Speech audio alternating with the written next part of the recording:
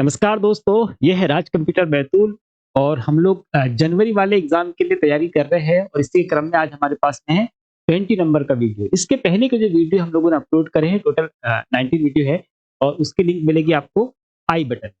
और उसके पहले की जो सीरीज है हमारे पास में है उसकी लिंक मिलेगी आपको डिस्क्रिप्शन में, है ना। डिस्क्रिप्शन में एप्लीकेशन भी है, तो अभी एप्लीकेशन डाउनलोड कर लीजिएगा। वहां पर हमने जनवरी वाले एग्जाम के लिए टेस्ट उपलब्ध करा दिए, तो जाइए टेस्ट लगाइए और आपका आकलन कर लीजिए। साथ ही अभी जो हमारे पास में ये जनवरी वाला जो मेक मॉक टेस्ट है, इसमें जनवरी तक वैलिड होने वाला है और इसमें हम लोगों ने कूपन भी जारी कर दिया है, तो ये आपको एक्स्ट्रा डिस्काउंट देता है ना। एक्स्ट्रा डिस्काउंट देगा ये आपको। और याद रखिएगा कि ये जो आपके पास में कोर्स है सिर्फ जनवरी वाले एग्जाम के लिए। मार्च वाला अगर कोई एग्जाम देने वाला है तो वो ये वाला कोर्स ले सकता है। इसमें हमने कंप्यूटर को डिस्क्रिप्टिव फॉर्म में पढ़ा है पूरा डिटेल में। साथ में इसमें टॉपिक वाइज एमसीक्यू मिलने वाले हैं आपको और उसके साथ में टेस्ट सीरीज जो है वो भी इसी के अंदर एग्जाम टाइम पर मिलेगी। ठीक है, तो ये ऑल ओवर कंप्लीट पैकेज है, तो ये चाहे तो वो ले सकता है वहां पर। पहला प्रश्न है आज का, HTML क्या है ना। HTML इसमें से क्या है? तो HTML को हमको पता ही है कि पहले तो प्रश्न इजी है लेकिन हमारे एग्जाम में आता है। HTML के फुल फॉर्म आएगा आपको तो बता दीजिएगा, हाइपर टेक्स्ट मार्कअप लैंग्वेज, ना। क्या काम में आता है? तो वेब पेज की डिजाइनिंग में होता है। दूसरी चीज कि इसकी कोडिंग हम कौन से सॉफ्टवेयर में करते हैं, तो हम लोग टेक्स्ट एडिटर यूज करते हैं।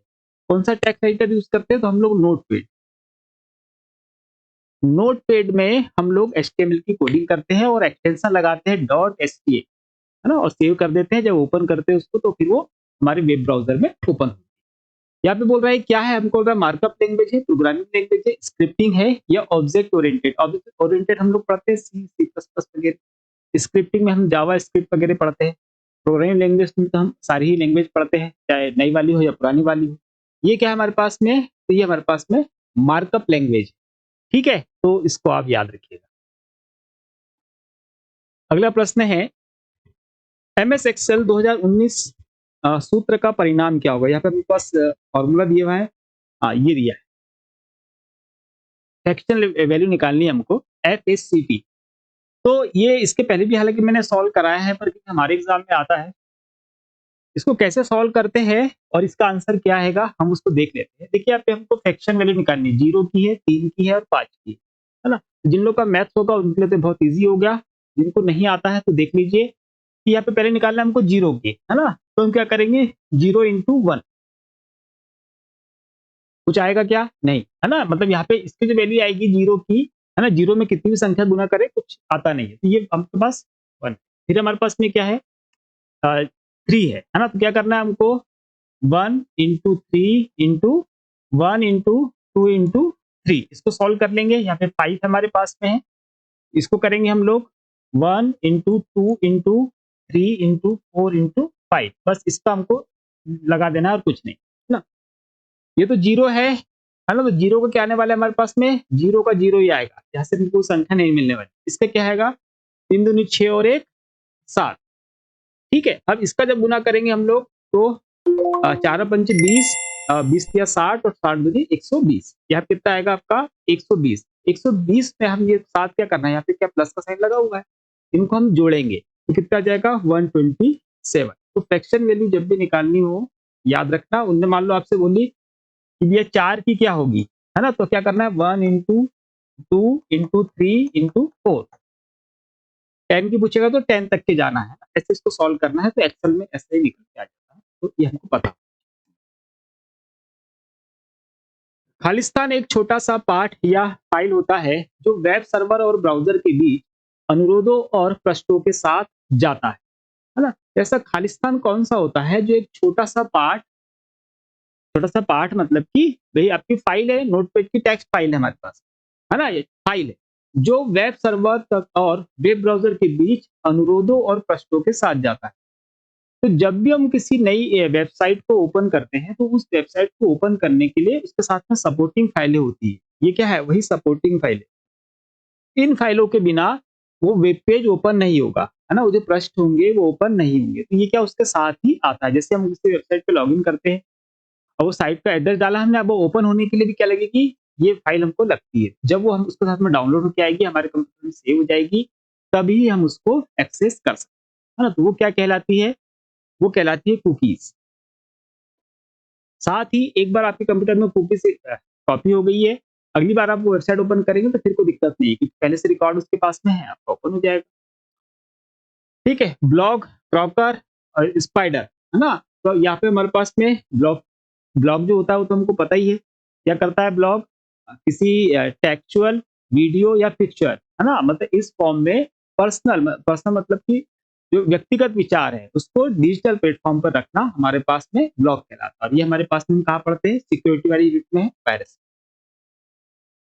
प्रबंधन सूचना प्रणाली MIS के लिए डेटा रिपॉजिटरी के निर्माण और ई गवर्नेंस के संदर्भ में अभिलेखों के कंप्यूटरीकरण के लिए राज्य के आधुनिकरण हेतु ICT के उपयोग को क्या कहा जाता है ना।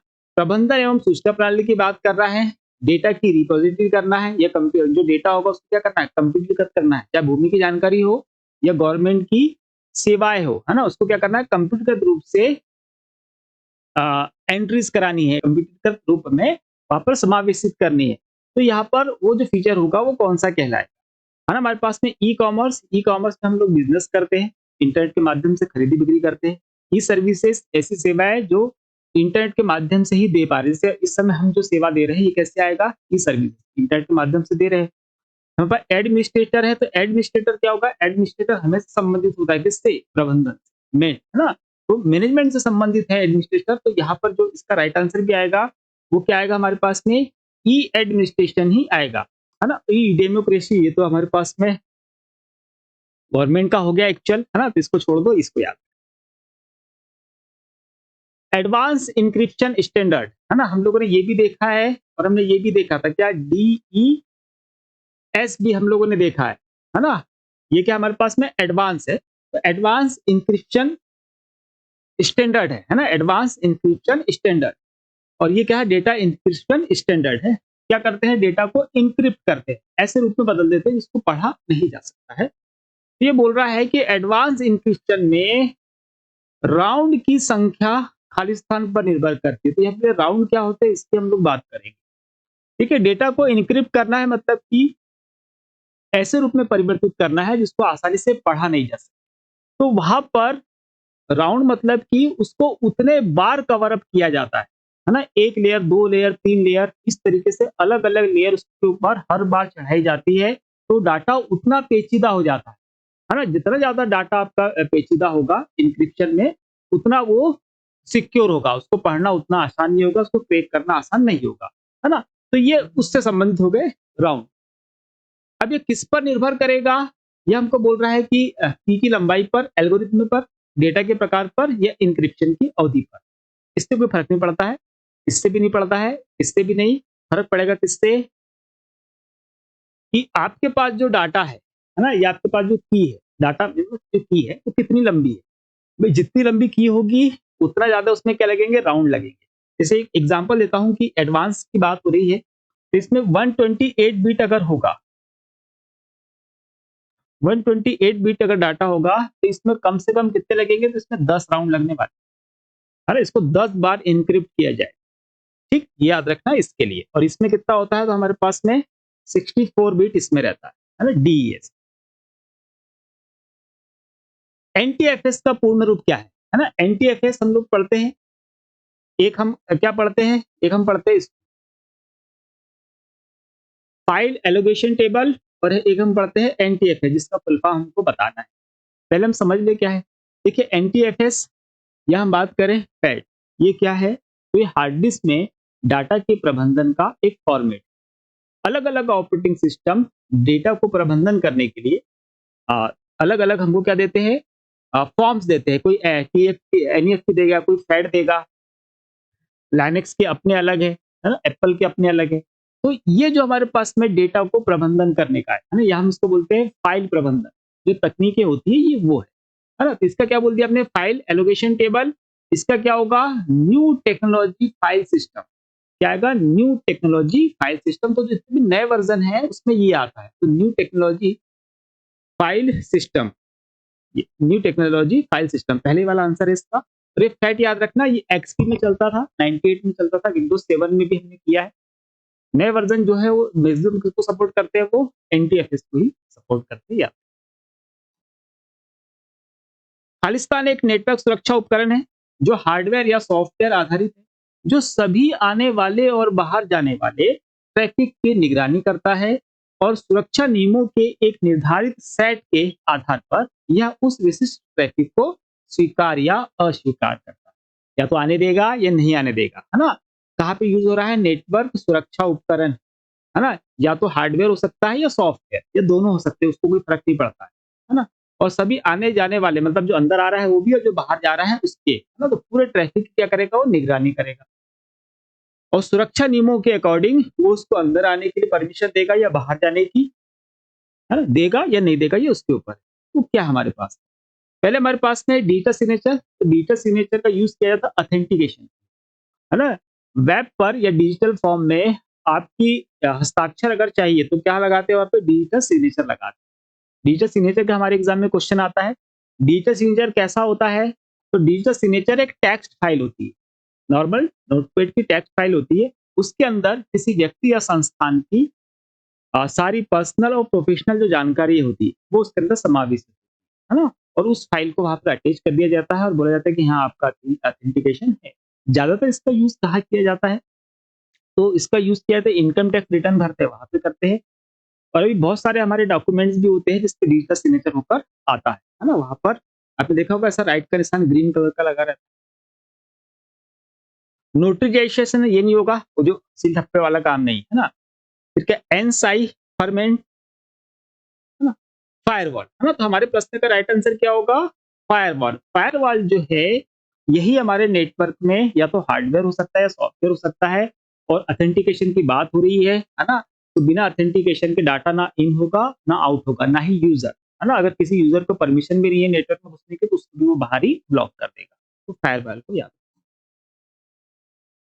जब हम किसी ईमेल संदेश को मेल मर्ज करने की प्रक्रिया के नीचे दिए गए विकल्प पर क्लिक करते हैं तो MS वर्ड 2019 में खालिस्तान डायलॉग बॉक्स आता है। मेल मर्ज की प्रोसीजर हम लोग कर रहे हैं, वहां पे हमको एक ऑप्शन मिलता है ये वाला, जब इस पर हम क्लिक करते हैं तो इसके अंदर हमको क्या मिलने वाला है ना, मेल मर्ज का हमारे पास में जाहिर सी बात है। मेल मर्ज के क्वेश्चन याद रखना, वो हमसे पूछा है एनवलप के ऑप्शन कहाँ मिलेगा, ये लेबल का ऑप्शन कहाँ मिलेगा, है ना। ये एनवलप या लेबल किससे संबंधित है, मेल मर्ज से। कहाँ मिलेंगे हमको, तो ये हमको मेलिंग स्टेप में मिलेंगे, ये याद। जैसे हम ये ग्रीटिंग लाइन पर क्लिक करते हैं, ग्रीटिंग लाइन के बटन पर, तो हमको insert greeting line, attach insert greeting line, update greeting line और मॉडिफाई ग्रीटिंग लाइन, है ना। तो ऐसे हमको ऑप्शन यहाँ पर नहीं मिलते हैं, ये तीनों नहीं मिलते। जैसे इस पे क्लिक करेंगे तो हमको क्या मिलेगा, इंसर्ट। और ग्रीटिंग लाइन क्या होती है, ग्रीटिंग लाइन जब भी किसी को पत्र भेजा जाता है ना, तो सबसे पहला जो वर्ड यूज करते हैं हम लोग क्या करते हैं, या तो हम टू लिखेंगे या फिर हम क्या लिखेंगे, डियर। टू या डियर जैसा संदेश होगा उसके अकॉर्डिंग हम यहाँ से, या जैसा व्यक्ति होगा उसके अकॉर्डिंग हम यहाँ से ग्रीटिंग लाइन को चूज करते हो। तो यही ग्रीटिंग लाइन है ना, संबोधन के लिए सबसे पहले। खालिस्तान एक उपकरण है जो MS एक्सेल 2019 में बड़े डेटा को त्वरित सारांश करने की अनुमति देता है। इसके पहले मैंने पहले भी बोला हूं, फिर बोलूंगा, जब भी सारांश की बात आए, समराइज करने की बात आए, है ना, तो वहां पर अगर ऑप्शन में पिवोट टेबल है तो उसके साथ लगा दीजिए, बाकी ऑप्शन क्या है क्या नहीं उसको जाने दीजिए। इसके अलावा भी प्रश्न में दो चार लाइनों में लिखा हुआ है, आपको समझ में नहीं आ रहा कि क्या है, और वह पिवोट टेबल लिखा हुआ है, तब भी उसके साथ चले जाना, है ना। क्या आंसर आएगा इसका, पिवोट टेबल ही आएगा, क्योंकि हमको जब भी सारांश निकालना है, इसका बड़े डेटा का सारांश, है ना, समराइज करना है, तो हम पिवोट टेबल का ही यूज करने वाले हैं, है ना। यहाँ पे टेबल व्यू की बात नहीं, कंडीशनल फॉर्मेटिंग में याद रखना। और कंडीशनल फॉर्मेटिंग में हम लोग जो फिल्टर वगैरह कमांड है वो यूज करते हैं। MS एक्सेल 2019 वर्कबुक में अगली सीट पर जाने के लिए, नीचे सीट्स होती है हमारे पास में, नीचे की टैब स्टेटस बार पे यहाँ पे सीट 1 2 3 ऐसी रहती है ना। तो अगर हमको अगली सीट मतलब इस तरफ अगर हम जाना है अगली सीट पर, तो हम कौन सी शॉर्टकट की यूज करते हैं, हमको बोल रहा है control plus page down, control plus page up, alt page up. ये आल्ट के साथ में ये वाली कमांड नहीं चलती है, याद रखिएगा। ये दो कमांड हमारे पास में है, हमको कहा जाना है इस तरफ, है ना। तो इस तरफ अगर हम वास्तव में सोचे तो हमको लिख तो रहा है कि राइट में जाना है, लेकिन कंडीशन कैसी है, हमेशा एक ऊपर आएगा, 2 3 4, तो हमको 2 पर अगर होंगे तो हम कहाँ जाना है, 3 पे, हमको कहाँ जाना है, नीचे की तरफ जाना है। तो किसके साथ जाएंगे हम, पेज डाउन के साथ, है ना। अगली स्लाइड पर जाना, अगले सीट पर जाना है तो किसके कैसे जाएंगे हम, पेज डाउन के साथ। और जब अगर हमको इधर आना है, पहले वाली पे आना है ना, तो यहाँ से हम क्या करेंगे भाई, 1 पे जाना है तो 1 पे जाना रहेगा, तो क्या करेंगे हम, अप यूज करेंगे। तो इसका यूज हम कम करेंगे पिछली सीट पर जाने, ठीक है। अगली सीट पर जाने के लिए कंट्रोल प्लस पेज डाउन, पिछली सीट पर जाने के लिए control plus page up. MS Excel 2019 में keyboard shortcut control plus semicolon, semicolon है, कंट्रोल प्लस सेमीकोलन का उपयोग खाली स्थान के लिए किया जाता है। कंट्रोल प्लस सेमीकोलन का यूज क्यों करते हैं एमएस एक्सेल में, तो याद रखिएगा, इसका यूज जब भी किया जाएगा तो इसके लिए करेंगे हम लोग डेट इंसर्ट करने के लिए, ठीक है, डेट इंसर्ट करने के लिए करना। अगर आपसे बोले कि टाइम इंसर्ट करना है तो हम इसी की को प्रेस करेंगे, लेकिन अब कैसे करेंगे, कंट्रोल शिफ्ट प्लस कॉलन हो जाएगा वो, है ना। कि कॉलन कहाँ पे होता है, बटन पे एक ही होती है, ऊपर की तरफ क्या है कॉलन, नीचे की तरफ सेमी कॉलन। तो ऊपर का हमको चाहिए लेटर, तो हम क्या यूज करेंगे, कंट्रोल के साथ में शिफ्ट प्लस कॉलन, ठीक है, तो हमारा टाइम आ जाएगा। अच्छा, यहाँ पर याद रखना कि ऊपर का वर्ड जब भी कीबोर्ड में से बहुत सारी बटनें होती है, इसके ऊपर नीचे दो दो लेटर छपे होते हैं। ऊपर का लेटर अगर आपको प्रिंट करना है या छापना है तो हम शिफ्ट के साथ यूज करते हैं, ठीक। एमएस ऑफिस मतलब वर्ड की अगर हम बात करें, वर्ड में अगर आपको डेट इंसर्ट करना है तो उसकी शॉर्टकट की क्या होगी, है ना। ये तो एक्सेल की तो हमको पता चल गया, ऐसे पेस्ट करेंगे कंट्रोल प्लस सेमी कॉलन तो डेट आ जाएगा, control shift plus semi colon use करेंगे हम लोग, क्या आ जाएगा, टाइम। हमको यहाँ पर डेट यूज करनी है तो डेट के लिए क्या यूज करना है हमको, एमएस वर्ड में क्या यूज करेंगे, आल्ट प्लस शिफ्ट, है ना। यहाँ पर भी क्या आएगा, आल्ट प्लस शिफ्ट, है ना। अब हम हो गया डेट यूज करना है तो आल्ट प्लस शिफ्ट प्लस क्या यूज करेंगे, डी, तो डेट आ जाएगी, है ना। अब टाइम के लिए alt plus shift plus T use करेंगे तो वहां पर हमारा टाइम इंसर्ट हो जाएगा, ठीक है। तो ये एमएस वर्ड के लिए याद रखना, और वर्ड एक्सेल के लिए। एमएस एक्सेल 2019 में एंड फंक्शन केवल खालिस्तान उत्तर दे सकता है। एंड फंक्शन क्या उत्तर दे सकता है, तो याद रखना कि एंड फंक्शन, है ना, इसके पहले मैंने बताया है, एंड फंक्शन जब भी कोई आंसर देगा वो ट्रू और फाल्स में ही देगा। इसका प्रयोग जहां पर भी करेंगे ट्रू, क्या लगेगा, इफ लग जाएगा, साथ में कंडीशन लग जाएगी, अगर ऐसा होगा तो परिणाम ऐसा, ऐसा नहीं होगा तो परिणाम ऐसा। हमेशा क्या देगा, वो ट्रू और फाल्स में ही देने वाला है। कंडीशन एक जैसी मिल गई तो ट्रू, अगर अलग अलग मिली तो फाल्स, है ना। तो क्या देगा वो, ट्रू और फाल्स, मतलब सत्य और असत्य की ही बात करेगा एंड फंक्शन। निम्नलिखित में से कौन सा एमएस पावर पॉइंट 2019 में जोड़ा गया एक नया फीचर है। एमएस ऑफिस 2019 की बात कर रहा है, मतलब इसके पहले जो हमारे पास पावर पॉइंट थे इसमें ये वाला फीचर नहीं था, जो सिर्फ 2019 में जोड़ा गया, तो इसके बाद के सारे वर्जन में हमको मिलेगा, 19 से 21, ऑफिस 365 और ऑफिस 2024। अभी लेटेस्ट वर्जन कौन सा है एमएस ऑफिस पैकेज का, 2024 है, जो 24 में लॉन्च किया। तो कौन सा फंक्शन बाद में जोड़ा गया, देखो फॉर्मेट पेंटर पहले से था, फॉन्ट कलर ये भी पहले से था, टेक्स्ट हाईलाइट, टेक्स्ट हाईलाइट जो है ये इसमें बाद में जोड़ा गया है 2019, है ना। और जो नंबरिंग वाला ऑप्शन है ये उसमें पहले से था, बुलेट नंबरिंग हम लगाते थे, कलर भी यूज करते थे, फॉर्मेट पेंटर भी। टेक्स्ट हाईलाइट वाला जो फीचर है ये इसमें बाद में आया, हालांकि एमएस वर्ड में पहले से था, और अब इसमें भी हमको मिलता है। किस अभिविन्यास मोड का उपयोग विस्तृत स्प्रेडशीट प्रिंट करने के लिए किया जाता है। विस्तृत स्प्रेडशीट मतलब क्या होगा भैया, वाइड, वाइड समझता ना आपको। देखो ये हमारे पास हो गया स्क्वायर और ये क्या हो गया, वाइड, है ना। वाइड में कैसा हो रहा है, ऐसा चौड़ा हो जा रहा है, और इसमें स्क्वायर में ऐसा है ना। तो ये हमारे मॉनिटर के हो गए दो आकार। अब अगर हम बात करें इसके स्प्रेडशीट और एमएस वर्ड के लिए बात करें, तो मैं इसको हटाऊंगा, ये वाइट को वैसे ही रन दूंगा, यहाँ पे हम जोड़ देते हैं ऐसे, ठीक है। तो एमएस वर्ड या एक्सेल या पावर पॉइंट में हम लोग दो ही प्रकार के पेज यूज करते हैं, एक पेज ऐसा जो कैसा होता है वाइड, और एक ऐसा जो कैसा होता है वर्टिकल होता है ना। ये वर्टिकल है और ये हमारे पास में हॉरिजॉन्टल है। तो इसको हम क्या बोलते हैं, इसको हम बोलते हैं पोर्ट्रेट, ये पोर्ट्रेट पेज हो गया। और ये वाला कौन सा हमारे पास में, ये लैंडस्केप पेज हो गया। तो जब भी हमको क्या करना है, वाइड चौड़ाई में डाटा एंटर करना है, और एक्सेल में मैक्सिमम उसी में डाटा हम लोग काम भी करते हैं। चौड़ाई की जब भी बात होगी तो कौन सा यूज करेंगे हम लोग? क्षैतिज वाला करेंगे, है ना? लेकिन क्षैतिज उसके लिए राइट वर्ड होगा क्या? नहीं, राइट वर्ड क्या है उसके लिए? लैंडस्केप, है ना? इसमें और इसमें दिखेगा वैसे ही, लेकिन हमारे पास जो ऑप्शन मिलता है वहां पर वो क्या मिलता है? लैंडस्केप और पोर्ट्रेट मोड मिलता है ना? तो हम इसके साथ जाएंगे। ठीक, ये नहीं आएगा यहाँ पे, प्रश्न देख के नहीं लगेगा। एमएस एक्सेल 2019 में इटैलिक फॉर्मेट लागू करने या हटाने के लिए निम्न में से किस शॉर्टकट की का उपयोग किया जाता है?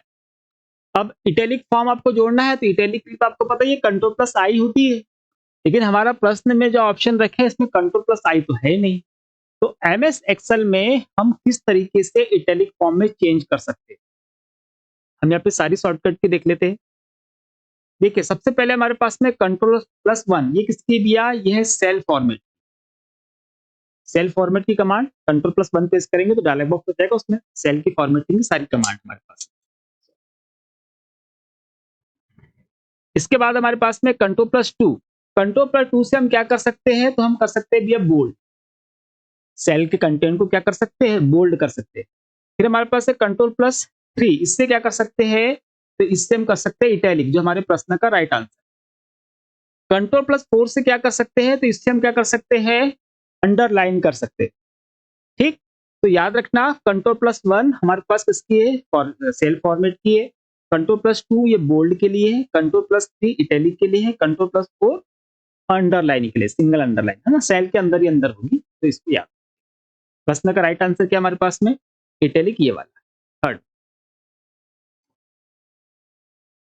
ओपन टाइप फॉन्ट फाइल के लिए निम्नलिखित में से किस फाइल फॉर्मेट का उपयोग किया जाता है? ओपन टाइप फॉन्ट, है ना? ऐसे फॉन्ट जो हमको फ्री मिलते हैं, तो ये फाइल का ये फॉन्ट जो हमारे यूज करते हैं उसका एक्सटेंशन है ना? कौन से फॉन्ट जो फ्री मिलते हैं? तो क्या हमारे पास में ओपन टाइप और क्या है? फॉन्ट डॉट ओटीएफ, ये इसका आ जाएगा, डॉट ओटीएफ, ये ओपन टाइप फॉन्ट, है ना? एक्सटेंशन आप लोग तैयार कर लिए होंगे, अभी एग्जाम बिल्कुल पास में है ना, तो शॉर्टकट की जब पढ़े तब साथ में आप इसको भी रिवाइज करें, है ना? अब तो रिवीजन का समय है, रिवाइज करते रहिए। खालिस्तान एक इंटरनेट आधारित सरकार से नागरिक सेवा वितरण पहल है, जिसे जनवरी 2000 में भारत के मध्य प्रदेश के धार जिले में शुरू किया गया था। ठीक है भैया, हमारे पास क्या इंट्रानेट आ रही, इंटरनेट आपको समझता है ना, जो अंदर ही अंदर चलता है ना? इंट्रानेट और इंटरनेट सुन लीजिए एक बार। क्या इंट्रानेट, इंट्रानेट और एक हमारे पास में होता है इंटरनेट। तो जो इंट्रानेट होता है ये किसी कंपनी के अंदर अंदर चलने वाला नेटवर्क है, बाहर का कोई यूजर इसको यूज नहीं कर सकता। और इंटरनेट क्या है? तो ये वर्ल्ड वाइड वेब होता है, कहीं से भी कुछ भी एक्सेस किया जा सकता है। तो इंटरनेट आधारित सरकार से नागरिक सेवा वितरण पहल है, जिसे जनवरी 2000 में भारत के मध्य प्रदेश के धार जिले में शुरू किया गया था। शुरुआती दौर था उस समय, तो वहां पे शुरू किया गया था। तो वो योजना कौन सी थी? हमारे पास में है ज्ञानदूत, भूमि परियोजना, ई मित्र और ई सेवा। ई सेवा तो आपको देखी होगी, बहुत सारे ऑनलाइन कैफेज वगैरह। ई मित्र जो है ये हमारे पास में हमारे राज्य में तो अभी बाद में आया है ना, बाहर जो कर्नाटक वगैरह में पहले ये लागू कर दिए गए थे, है ना? कि एक व्यक्ति रहेगा जो अपने घूमेगा, लोगों को जानकारी देगा किसकी, ये गवर्नमेंट की सेवाओं के बारे में। भूमि परियोजना ये तो हमारे पास में जो पटवारी वाला सेक्शन आता है, पटवारी वाला विभाग आता है, वहां पर ये वाली एप्लीकेशन आपको देखने के लिए मिलेगी। ज्ञान दूत जो परियोजना है ये हमारे प्रश्न का राइट आंसर है, और इसको वर्ष 2000 में भारत के मध्य प्रदेश के धार जिले में स्थापित किया गया था, है ना? अब तो और भी बहुत सारी योजनाएं हैं, तो इस प्रश्न से आप समझ गए होंगे कि आपको ऐसी योजनाएं पढ़नी है जो इस पर आधारित हो, आईटी पर, गवर्नमेंट की इंफॉर्मेशन टेक्नोलॉजी आधारित जो एप्लीकेशंस है उसके बारे में आपको जानकारी कलेक्ट करके पढ़ना। एमएफपी का पूर्ण रूप क्या है ना? तो ये एमएफपी वाला जो प्रश्न है, ये इसका आंसर मैं नहीं देने वाला हूँ, इसका आंसर आप देने वाले हैं। इसके पहले का जो वीडियो है उसमें एमएफपी के बारे में हम लोग चर्चा करी है, तो अगर समझ में आया होगा तो इसका फुल फॉर्म आप लोग लिखेंगे कहाँ पर? कमेंट में लिखेंगे, ठीक है? बायोस द्वारा पोस्ट क्या सुनिश्चित करने के लिए किया जाता है? बायोस का फुल फॉर्म याद रखना, basic input output system. BIOS का पहला काम क्या है या महत्वपूर्ण काम क्या है? POST power on self test, है ना। तो ये क्या करता है? ऑपरेटिंग सिस्टम ठीक से काम कर रहा है या नहीं, इसकी जांच करेगा। पावर सप्लाई सही से काम कर रही है या नहीं, इसकी जांच करेगा। हार्डवेयर सही से काम कर रहे हैं या नहीं, इसकी जांच करेगा। या फिर मॉनिटर को उचित पावर मिल रही है या नहीं, इसका काम करेगा। तो अगर हम बात करें, पोस्ट का फुल फॉर्म है power on self test. Power देकर और फिर जांच करता है, किसकी? हार्डवेयर की जांच करता है कि वो चल रहे हैं या नहीं चल रहे, है ना। अगर कोई हार्डवेयर नहीं चल रहा होगा तो बजर में बजेगा और उससे आपको एरर का पता चल जाएगा। ठीक, तो याद रखिएगा, पावर ऑन सेल्फ टेस्ट क्या होगा? पावर देगा, सप्लाई देगा हार्डवेयर को, चेक करेगा कि वो बराबर काम कर रहा है या नहीं। इसका ये वाला आंसर कैसा होगा? सही। यहाँ पे तो जाएगा ही नहीं, क्यों? क्योंकि अभी तो सिर्फ क्या हो रहा है? पावर ऑन सेल्फ टेस्ट हो रहा है। इसके बाद बूटिंग प्रोसेस बूट होगा, फिर ऑपरेटिंग सिस्टम आएगा, तो वहां पे तो जाएगा ही नहीं, है ना। मॉनिटर का कोई लेना देना नहीं है। एमएस वर्ड 2019 में खुली हुई फाइल को सेव करने के लिए निम्नलिखित में से कौन सी कीबोर्ड शॉर्टकट कंट्रोल एस के समान ही कार्य करती? कंट्रोल एस हमको पता ही है क्या करेगा भैया? ये सेव करेगा, है ना। सेव करने के लिए हम किसका यूज करते हैं? कंट्रोल प्लस एस का। तो हम और कौन सी कमांड यूज कर सकते हैं सेव करने के लिए? हमारे पास में control F12, shift F12, control F5 और शिफ्ट F5। तो क्या यूज करेंगे हम सेव करने के लिए? तो सेव करने के लिए जो कमांड हम यूज करेंगे वो करेंगे शिफ्ट प्लस F12। इससे क्या हो जाएगा? हमारा सेव डायलॉग बॉक्स ओपन हो जाएगा। और अगर हमने सिर्फ F12 किया तो क्या आएगा? सेव एस का डायलॉग बॉक्स आएगा। यहाँ पे कंट्रोल प्लस F12 दिया हुआ है ना। तो हो सकता है अगली बार पूछे एग्जाम में, कंट्रोल प्लस F12 क्या करेगा? तो ये हमारे पास में ओपन के लिए, जैसे कंट्रोल O यूज करते हैं पहले कोई फाइल सेव हुई तो उसको ओपन करने के लिए, वैसे यहाँ पे कंट्रोल प्लस F12 से पहले की कोई फाइल सेव होगी उसको हम ओपन कर सकते हैं। खालिस्तान और चर्चा मंच, है ना, डिस्कशन फोरम्स उपयोगकर्ताओं के सामान्य रुचि के आधार पर संदेशों को ऑनलाइन देखने और पोस्ट करने की अनुमति देता है। डिस्कशन फोरम, इसके बारे में हम लोगों ने बात करी है ना। डिस्कशन फोरम में क्या होता है? किसी मुद्दे को लेकर चर्चा की जाती है ना। और उस पे क्या होता है?